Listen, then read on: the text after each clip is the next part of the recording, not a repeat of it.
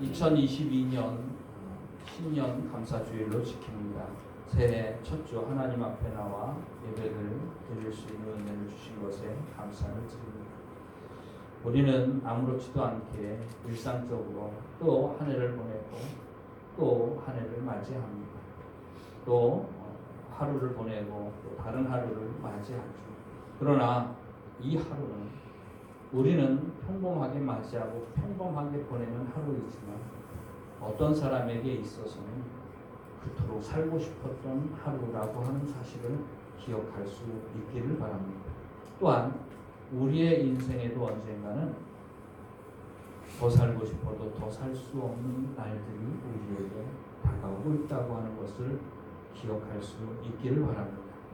하루하루가 얼마나 소중한 시간들인지 지나가면 다시 고쳐서 살 수 없는 시간들인데 오늘 새해 첫 주를 맞이해서 하나님 앞에 예배를 드리면서 우리들이 이 새해를 우리가 매일매일의 날들을 어떤 마음으로 어떤 모습으로 살아야 될지 오늘 말씀을 통하여 잠시 은혜를 나누고자 합니다. 예레미야가 하나님께로부터 받은 말씀은 이스라엘이 망한다는 말씀이었습니다. 그리고 예레미야는 그것 때문에 하나님 앞에 참 많이 눈물을 흘리면서 울었어요.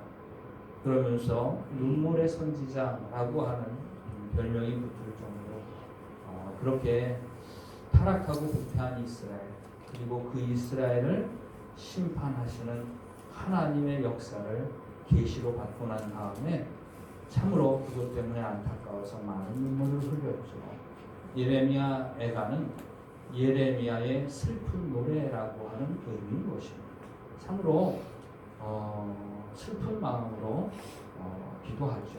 그런데 그렇게 하나님 절망적인 상황 속에서도 예레미야는 소망을 가지고 기도하는 것을 보게 됩니다. 그리고 그 슬픈 노래의 끝이 오늘 우리가 읽은 말씀 예레미야 5장 맨 마지막에 있는 말씀인데요. 맨 마지막의 말씀이 절망으로 끝나는 것이 아니라 하나님께만 기대와 소망을 거는 그런 소망의 기도로 이 예레미야 애가를 마치는 것을 보게 됩니다. 20절, 21절 말씀 보면은 주께서 어찌하여 우리를 영원히 잊으시오며 우리를 이같이 오래 버리시나이까.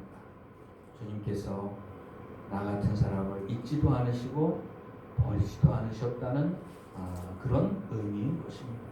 그러면서 예레미야는 주께 기대와 소망을 가지고 기도하죠. 여호와여 우리를 주께로 돌이키소서. 여러분, 우리가 주님께로 돌아가는 것이 아닙니다. 주님이 우리를 돌이키셔야만 되는 것입니다. 우리의 힘으로는 돌아갈 수 없어요. 그러나 주님께서는 우리를 돌이키실 수 있습니다. 그리고 돌이키실 수 있는 능력이 있으실 뿐만 아니라 돌이키시고자 하는 마음도 있으세요. 아무리 능력이 있어도 마음이 없다면 그렇게 하지 않으실 거예요. 그러나 하나님께는 우리를 돌이키실 수 있는 능력이 있으실 뿐만 아니라 기꺼이 우리를 돌이키시기를 원하신다고 하는 것입니다. 왜냐하면 우리를 잊지도 않으시고 우리를 기억하시면서 우리를 사랑하시기 때문이라고 하는 것입니다. 기꺼이 우리를 고치시고 돌이키시고 새롭게 하기를 원하시는 분이 바로 하나님이시라고 하는 것이죠. 그러니까 모든 기대와 소망은 내게 있는 것이 아닙니다. 오직 하나님께 있습니다. 그리고 그 하나님의 사랑에 있습니다. 하나님은 나를 사랑하시고 하나님은 나를 잊지도 않으시고 버리시지도 않으실 것이고 하나님은 반드시 나를 다시 돌이켜 주시고 나를 다시 회복시켜 주시리라는 소망의 기도와 간구인 것이죠. 주께서 여호와여 우리를 주께로 돌이키소서.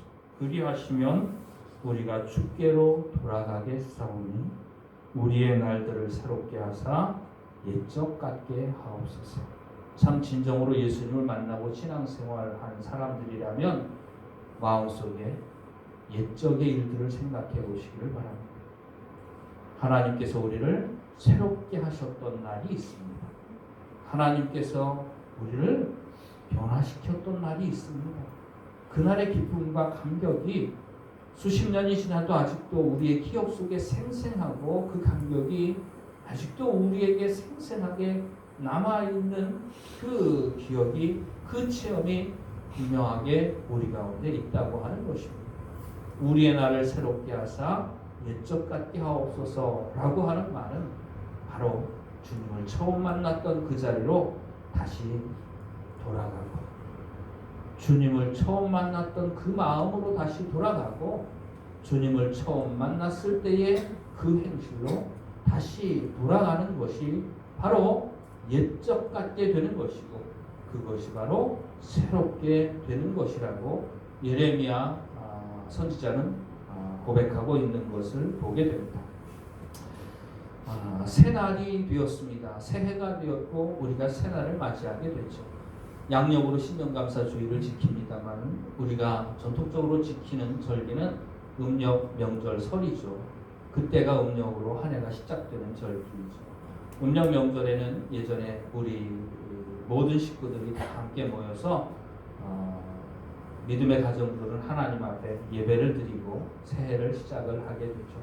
제가 어릴 때에 새해를 음력설에 맞이할 때를 생각을 해보면 저희 할아버님이 아침에 양복을 반듯하게 입으시고 그리고 우리들을 다 한자리에 모읍니다. 그리고 난 다음에 집안 사람에게 다 각자 하나씩 나눠주는 것이 있어요. 그게 뭐냐 하면 양말을 하나씩 나눠주십니다. 근데 그 양말도 메이커가 아니고 시장에서 그냥 산 양말들이에요. 그래서 각자 식구 수대로 아버지 거, 어머니 거, 또 우리 삼남매 거 다 해가지고 양말을 한 켤씩 나눠주십니다. 그러면 그 양말을 갈아 신고 옷을 입고 그리고 난 다음에 설날 아침에 하나님 앞에 새해를 맞이하는 것에 감사하는 마음으로 예배를 드리죠. 양말을 새롭게 바꾸어 신는다고 하는 것, 그것은 옛날부터 우리에게 전해 내려오는 풍습 중에 하나죠. 설빔이라고 해가지고 새해를 맞이하면 새해를 새 옷을 입고 맞이하는 풍습이 있었습니다. 무언가 새해에 대한 기대감으로 또 그리고 새해는 지나간 해와 같지 않기를, 달라지기를, 새롭게 되기를 원하는 마음으로 새 옷을 입고 정결한 마음으로 우리가 새해를 맞이하는 풍습이 있었던 것은 기억합니다. 그런데 새 옷을 사줄 형편이 안 되니까 새 양말이라도 한 켤레씩 신고 그때 예배를 드렸던 그런 기억이 납니다. 근데 새 옷이라고 하는 건 우리의 외적인 환경입니다. 사람들이 새해가 되면서 기대를 가지고 달라지기를 원하는 것이 무엇일까? 100이면 100, 1000이면 1000, 만이면 만, 다 붙잡고 물어보아도 그들이 정말로 새해를 맞이하면서 새날을 맞이하면서 정말로 새롭게 되기를 바라고 원하는 것들은 전부 다 그들의 외적이고 육신적이고 정욕적인 환경과 그런 환경의 충족, 바로 그런 것들을 다 바라는 거예요. 올해는 직장 잡고 올해는 합격하고 올해는 결혼하고 올해는 돈 많이 벌고 올해는 장사 잘 되고 올해는 열매 많이 맺고 올해는 돈 좀 많이 벌고 올해는 건강하고 이런 모든 것들이 100이면 100, 1000이면 1000, 만이면 만 사람을 다 지나가는 사람을 붙잡고 물어보아도 정말로 새해가 되어서 바라는 소망이 무엇이겠습니까? 라고 물어본다면 거의 모든 사람들이 예외 없이 다 원하는 것이 뭐냐 하면 자기의 모든 외부적인 환경을 다 바꾸기를 원하는 것들을 보게 됩니다. 그러나 성경이 말하는 진리는 전혀 다릅니다. 오늘 오늘 말씀의 제목이 새날의 의미입니다. 오늘 우리가 읽은 말씀에 보면은 예레미야 선지자는 우리의 날을 새롭게 하사 이렇게 고백하고 있습니다. 우리의 날을 새롭게 하사, 우리의 날이 새로워진다고 하는 고백을 하고 있는 것을 보게 됩니다. 그런데 날이 새로워진다고 하는 것이 단순히 시간이 지나고 다른 하루를 맞이한다는 의미가 아닙니다. 시간이 지나고 다른 한 해를 맞이한다고 하는 의미가 전혀 아니죠. 성경의 말씀은 분명히 우리의 날이 새로워지는 것에 대해서 우리에게 지혜를 주시고 가르쳐주고 있는 것을 보게 됩니다.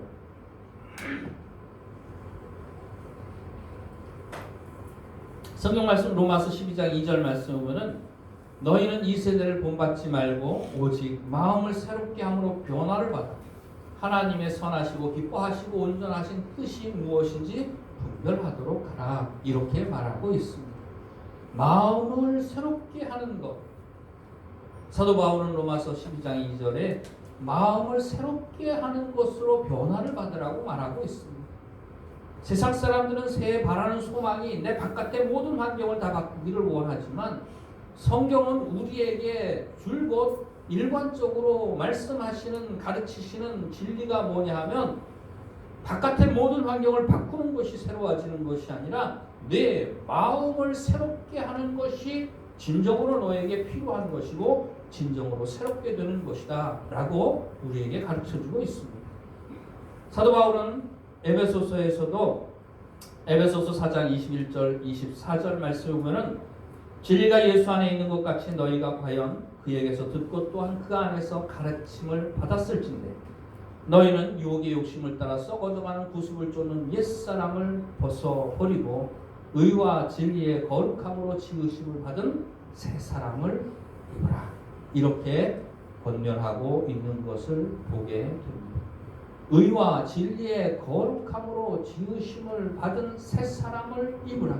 새 사람이 되는 것에 대해서 말하고 있죠. 우리의 환경을 바꾸고 환경을 새롭게 하는 것이 우리 인생에 중요한 것이 아닙니다. 근데 많은 사람들이 예수를 믿고도 예수 믿는 목적이 우리의 환경을 바꾸고 우리의 외적인 것들을 바꾸는 것들, 그 외양을 바꾸는 것들을 참으로 하나님을 믿는 목적으로 삼고 믿음 생활이라고 하는 사람들이 세상에 참 많이 있습니다.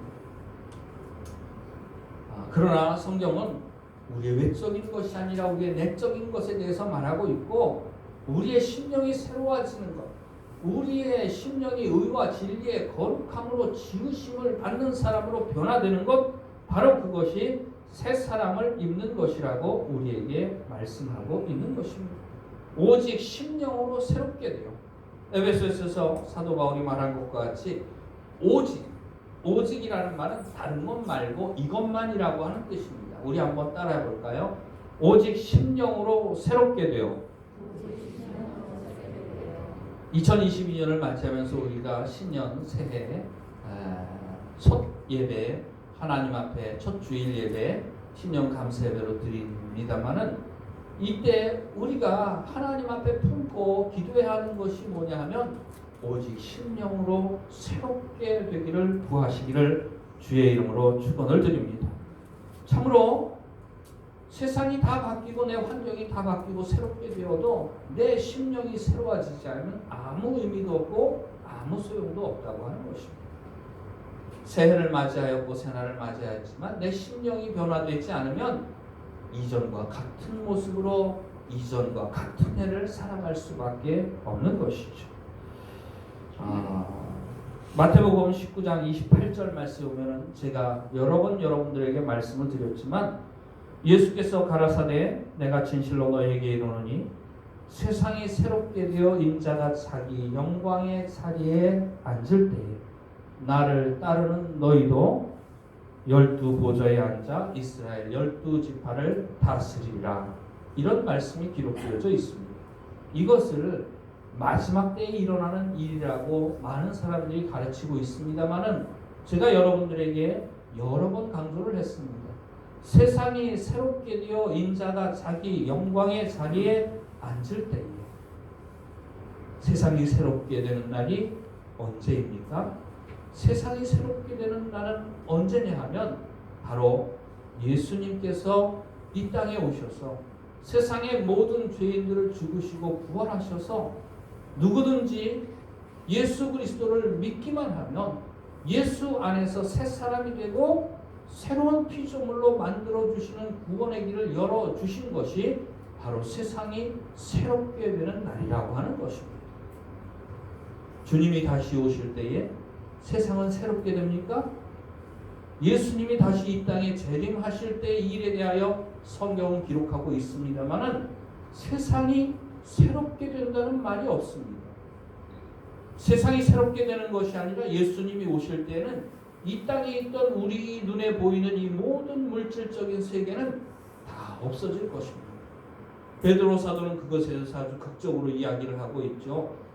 하늘이 종이축과 같이 말리는 것처럼 말리고 모든 물질들이 다 불에 타서 없어질 것이라고 말하고 있습니다. 예수님이 이 땅에 오시는 날에는 이 세상이 새롭게 되는 게 아니에요. 그날의 종말에는 이 세상이 다 없어집니다. 그리고 새 하늘과 새 땅이 우리에게 임할 거라고 말하고 있죠. 그런데 이 새 하늘과 새 땅은 지금 있는 세상을 새롭게 하는 것이 아닙니다. 하나님께서 우리를 위하여 예비하신 새 하늘과 새 땅이 따로 존재하는 것이죠. 예수님이 이 땅에 다시 오시는 그 마지막 날에는 우리에게 우리가 있을 영원한 처소, 바로 그 새 하늘과 새 땅, 하나님께서 믿음의 사람들을 위해 준비하신 그곳에 우리가 들어가게 되는 것이지, 이 세상을 새롭게 해서 그곳에 들어가서 사는 것이 아니라고 하는 것입니다. 이 세상은 다 없어지고 사라질 것입니다. 마지막 때. 그렇다면 세상이 새롭게 되어 인자가 자기 영광의 자리에 앉을 때라는 말은 마지막 때에 일어나는 일이 아님이 분명합니다. 이 세상이 새롭게 된다고 하는 말은 무슨 의미냐 하면, 예수님이 내 마음에 오셔서 인자가 영광의 보좌에 앉으실 때, 예수님이 내 마음에 오셔서 좌정하시고 나를 다스려 주시고 내가 예수님의 다스림을 받는 것이 인자가 자기 영광의 보좌에 앉을 때라고 하는 것입니다. 바로 예수 믿고 구원받은 사람이 예수님을 나의 주인으로 모시는 사건이에요. 예수 믿고 구원받는 사건을 의미하는 것입니다. 예수 믿고 구원받은 사람은 예수님이 내 마음속에 들어오셔서 나의 주인 되셔서 나를 다스려 주십니다. 나에게 어떻게 행할지를 가르쳐 주시고, 어떤 길로 걸어가야 할지를 가르쳐 주시고, 어떤 선택을 해야 할지를 가르쳐 주시고, 어떤 말을 해야 할지를 가르쳐 주시고, 어떤 삶을 살아야 할지를 가르쳐 주시고, 그 가르침에 온전히 순종하며 사는 사람이 되는 것이 예수 믿고 구원받는 사건이라고 하는 것입니다. 바로 그렇게 사는 사람이 하나님 나라에 사는 사람입니다. 회개하라, 천국이 가까이 왔느니라. 회개하라, 하나님의 나라가 가까이 왔느니라. 이것은 마지막 때에 일어나는 일이 아니라 예수 믿고 구원받는 사건을 의미하는 것이고, 참으로 세상이 새로워지게 보이는 사건이라고 하는 것입니다. 예수 믿고 구원받은 사람에게는 세상이 다 달라 보입니다. 옛날에 나빴던 것들도 다 좋게 생각되어지고, 옛날에 미워했던 사람도 사랑스럽게 여겨지는 일들이 일어나는 거예요. 그게 바로 내가 새로워지는 것이, 내 영혼이 새로워지고 심령이 새로워지는 것이, 내 속사람이 새로워지는 것이 바로 세상이 새롭게 되어라고 하는 그 말씀의 의미이고, 인자가 자기 영광의 보좌에 앉을 때에는 예수 믿고 구원받은 인생이 하나님의 성령, 하나님의 거룩하신 성령 하나님의 다스림을 받으면서 살아가는 그런 삶을 사는 것이 인자가 자기 영광의 보좌에 앉을 때라고 하는 성경 말씀의 진정한 의미라고 하는 것입니다. 그렇다면 새날이라고 하는 것은 예레미야 선지자가 말한 것처럼 하나님 주께서 우리를 주께로 돌이켜 주시기를 원합니다. 그러면 우리가 주께로 돌아가겠습니다. 그러면 우리의 날들이 새로워질 것입니다. 우리의 날들이 새로워진다고 하는 것이 뭐냐 하면 우리가 옛적 같아질 것입니다. 옛적 같아진다고 하는 의미가 뭐냐 하면 예수님을 처음 만나서 내가 내 심령이 변화되고 예수님이 나의 주인이 되어서 나를 다스려 주시고 그 다스림에 순종하며 살아가는 사람으로 변화되는 그 사건, 그때의 그 모습 그대로 그 감격, 그 기쁨 가지고 그때 우리가 경험하고 체험했던 하나님을 사랑하는 마음 가지고 그때에 하나님 앞에 생명 걸고 우리의 인생 걸고 순종했던 그때의 삶으로 다시 그런 삶이 회복되어지는 역사, 바로 그것이 우리의 날이 새롭게 된다고 하는 의미라고 하는 것입니다. 여러분들 2022년 새해를 우리가 맞이했습니다마는 새해에 우리가 바라고 원하는 소원이 나 빼고 다 바꾸기를 원하는 소원을 가지고 있습니까? 그 소원을 하나님 앞에 내려놓으시기를 바랍니다. 그리고 세상이 다 변해도 내 심령이 변화되기를 사모하는 마음 가지고 이 새해를 맞이할 수 있기를 주의 이름으로 부탁을 드립니다. 예레미야 선지자가 절망적인 상황 속에서도 소망을 가지고 하나님 앞에 구한 것은 하나님께서 그렇게 허락하실 것을 믿기 때문이었습니다. 우리도 이 믿음 가지고 이 새해를 시작할 수 있기를 주의 이름으로 축원을 드립니다. 예전에 다리 밑에 거지가 하나 있었어요. 옛날에 저 어릴 때만 해도 저희 집 앞에 개울이 있고 다리가 있었는데 그 다리 밑에 거지가 꼭 한둘씩은 있었습니다.